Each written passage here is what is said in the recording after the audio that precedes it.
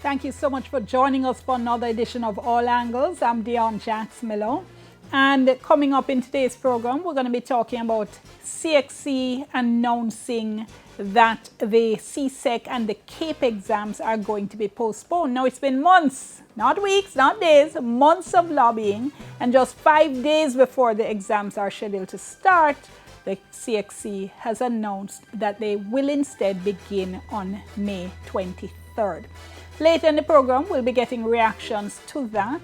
And in just a few minutes, we are going to be speaking to the Registrar and the Chief Executive Officer of the Caribbean's Examinations Council. Just before that, though, just want to remind you that you can tweet along with us. Our hashtag is TVJ All Angles. You can also WhatsApp us. It's 3810072. That's 3810072.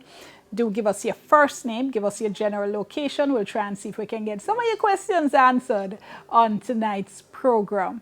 Now, some people have been asking, so why did the exams need to be pushed back? One parent spoke to me this afternoon and said, boy, I feel picnic vexed because she was ready for the exams. Well, we spoke to some students to get their perspectives, and this is what they were telling us before the CXC announcement today. To be perfectly honest, no, I am not prepared for my CXC exams.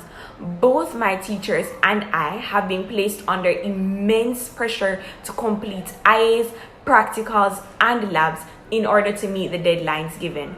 However, as a student, I am aware that it is my responsibility to be prepared for each and every exam I am set to sit. I am a CAPE student, and the syllabi are very long and dense. The CXC organization released exam results in October last year, and so consequently the sixth form program started late. Therefore, a bit more time would be needed to adequately prepare for my exams. I am inadequately equipped with the content in order to sit these upcoming exams. Firstly, due to COVID-19, it has been difficult to learn in an online environment as there has been many challenges such as internet instability. Secondly, the content is indeed bulky, which makes it feel almost impossible to complete. This had led me to feel mentally drained as the preparation for these upcoming exams have been burdensome.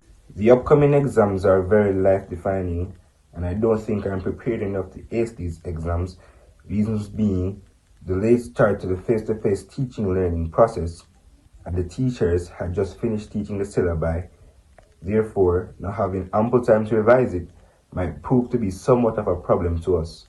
I don't feel prepared for the upcoming CXC examination because for majority of fourth form, which is where you learn the CXC content, I was learning online. And I am not a good online learner because I'm a hands-on learner. And on top of it, when school resumed face-to-face, I had a whole lot of catching up to do.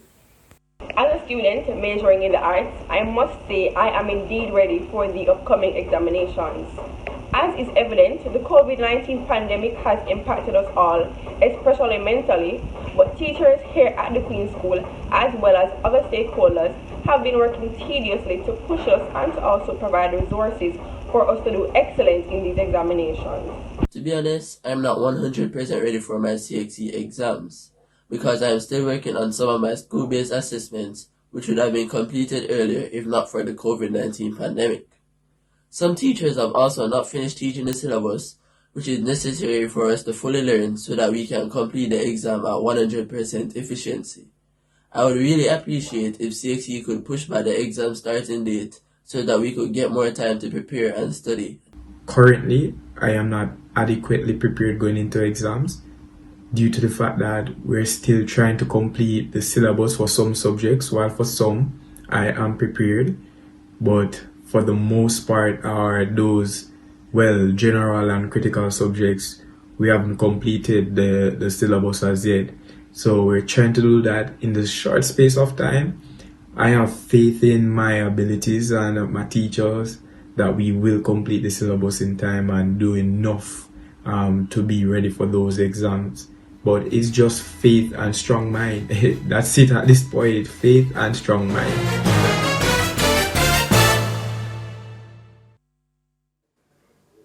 Wow. You know, there's just so much to unpack in those videos.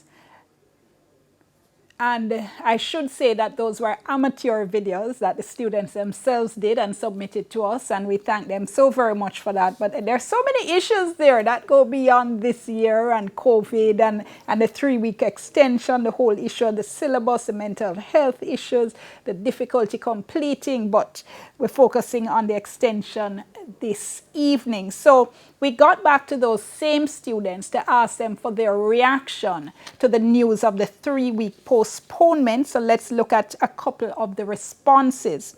So one student said the 3 weeks will be great. It will prove to be rather beneficial because many syllabi are not completed. So the 3 weeks will give us time to complete what hasn't been completed already and to review topics we might be having difficulty with, so we can attack each and every question we're faced with the utmost levels of confidence because we're engrossed in the topics.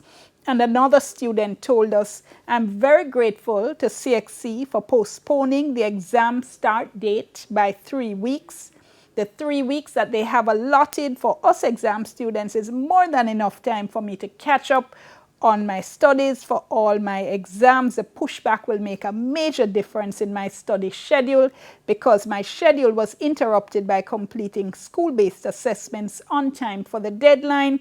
Teachers who have also not finished the syllabus will be able to do so without rushing the topics. It also puts my mind at ease knowing I have more time to prepare. And we'll share some more of their reactions a little bit later in the program. And I think that's one of the things maybe a lot of people are missing when they say, well, you can do in 3 weeks. Well, SBA is something that 2 or 3 more weeks, I think, would make a big difference with. Okay, so we're joined in this segment of the program by Jennifer Williams, who is president of the Jamaica Association of Principals and Vice Principals, as well as Dr. Garth Anderson, president of the Caribbean Union of Teachers. Thank you both so much. We appreciate you talking to us. So, Dr. Anderson, let me ask you first of all, because the Caribbean Union of Teachers had in fact asked for 3 weeks, a 3-week extension, but I have a feeling you probably had given up on getting it. Am I right? Well, certainly, beyond the Caribbean Union of Teachers, we have never given up hope that something good could come out of this for our students. In fact, the union can take credit for keeping this matter alive across the region. And we are happy that good sense prevailed today.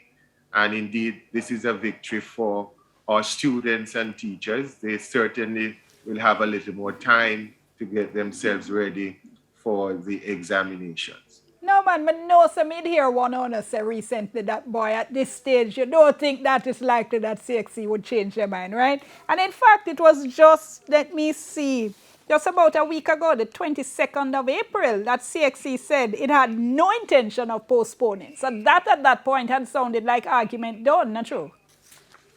Not for the CUT. We kept pushing and we reached out to the chair of COSAD. We were on radio, television, trying to get a meeting with the chair of COSAD because we felt that something could come out of this positively for our students. It was an obligation, indeed, that we work hard to ensure that what was currently on the table at the time would be disaster for our students. The concerns expressed by CXC about delaying examinations and people going into, our students getting into university and scholarships, we did not think that was wholesome kind of response to the whole situation. We really should be discussing how is it we can mitigate results coming out late instead of using that as an excuse. So we did not give up hope. Possibly, we have heard, certainly, principals have said to me, to other members of the CUT, boy, you can continue to try, but I think it's over, game is over. But we kept the faith and we kept pushing, and here we are today, this evening, Here's the thing. we can, in Though, fact, Doctor. Here's the thing, though, Dr. yes. Anderson. You said that if CXC hadn't postponed, it would have been disaster. Are you Yes. overstating, though? Because surely 3 weeks isn't enough time to prevent what would have been, to use your words, disaster. We feel that coming out of discussions with our parents, students, this is the best kind of middle position we can find, bearing in mind we want to ensure that the results are out at a particular time. And you would have heard from students, you read their responses, and teachers indeed across the region have been calling and thanking the CUT for what we were able to do, certainly with the support of others, to get these 3 weeks. Very important. More time certainly would have been good, but in the circumstance, we have to work with what is currently on the table. And so we are grateful. And I want to use this opportunity to thank parents and students from across the region, our teachers, and indeed ministers of education, the chair of COSAD, our own Minister Williams, for taking a bold stance and continue to get the support of other regional players into the picture, so that today, after very intense conversations and discussions, we were able to make a decision in the best interest of students. Let me bring in Jennifer Williams, president of the Jamaica Association of Principals and Vice Principals here in Jamaica, because Ms. Williams, it sounded as if initially, well, up to very recently, that Jamaica wasn't getting much support. That because Jamaica, in fact, appealed in January. And we're told by CXC that there really wasn't a lot of support coming from the other CARICOM member countries. So is Jamaica one was affected by COVID? What was going on? I don't believe that it was only Jamaica alone that was affected by COVID. But let me just say that we started to have this discussion with our own ministry from last year, if my mind serves me correctly, in November of last year, when we had a meeting with the Ministry of Education. But I must admit that we are indeed grateful for the decision that was taken. I was quite elated when I heard it this afternoon, and I can't say how much we are all very happy that the decision was taken. We would have been better served, however, if the decision was taken at least 3 weeks ago, but we are grateful, and I would like to join with Mr. Anderson in thanking the ministers of the region and our own Minister of Education for seeing this one through. Hold that thought for me. Let's just go to break. We're going to pick up. Remember our WhatsApp line. It's 3810072, 3810072, and you can tweet us as well. It's TVJ All Angles. Soon come.